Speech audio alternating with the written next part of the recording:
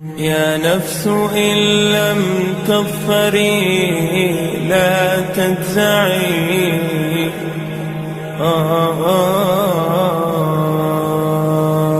ہمارے channel the voice of علماء حق کو سبسکرائب کریں اور نیو اپڈیٹس کے لیے گھنٹی کے بٹن کو ضرور دبائیں۔ بسم اللہ والصلاة والسلام علی رسول اللہ۔ محترم ناظرین و مشاہدین، متعدد ضعیف روایتوں کو سامنے رکھتے ہوئے شب برات میں ہمیں 3 کام کرنا ہے، جس میں سے 2 کام پوری لائف پوری زندگی کرنا ہے اور 1 کام پوری زندگی میں صرف 1 مرتبہ کرنا ہے۔ نمبر 1، اس رات میں نفل عبادت کرنا۔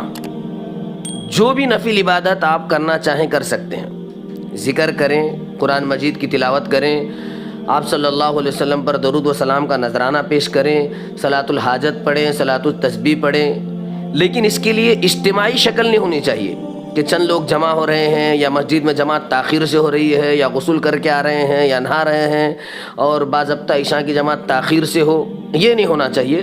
فردن فردن، اکیلے اکیلے، تنہا تنہا اپنے گھروں میں جو بھی نفل عبادت آپ کرنا چاہیں کر سکتے ہیں۔ یہ کام پوری زندگی کرنا ہے جب بھی شب برات آئے۔ نمبر 2، روزہ رکھنا۔ تو یہ ذہن میں رکھنا چاہیے کہ بالکل 15 شعبان کو روزہ رکھنا چاہیے، لیکن یہ روزے کو سنت سمجھ کر نہیں رکھنا چاہیے، بلکہ نفل اور مستحب کی نیت سے اگر کوئی شخص روزہ رکھنا چاہے تو رکھ سکتا ہے، شریعت کی طرف سے کوئی پابندی نہیں ہے۔ نمبر 3، قبرستان جانا۔ بہت سارے لوگ جو ہے اس میں آپ صلی اللہ علیہ وسلم کی وہ حدیث پیش کرتے ہیں جس میں اللہ کے نبی صلی اللہ علیہ وسلم کے بارے میں آتا ہے کہ آپ صلی اللہ علیہ وسلم اس رات جنت البقیع قبرستان میں گئے تھے۔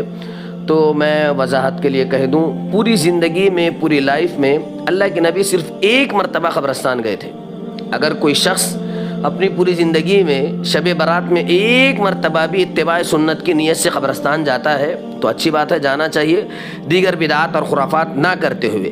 لیکن اس عمل کو صرف اسی رات کے ساتھ محدود نہیں کرنا چاہیے، بلکہ وقتاً فوقتاً قبروں کی زیارت کرنا چاہیے، دن کو متعین کیے بغیر، تاریخ کو متعین کیے بغیر کبھی بھی آپ قبرستان کی زیارت کر سکتے ہیں، قبروں کی زیارت کر سکتے ہیں، ایصال ثواب کر سکتے ہیں۔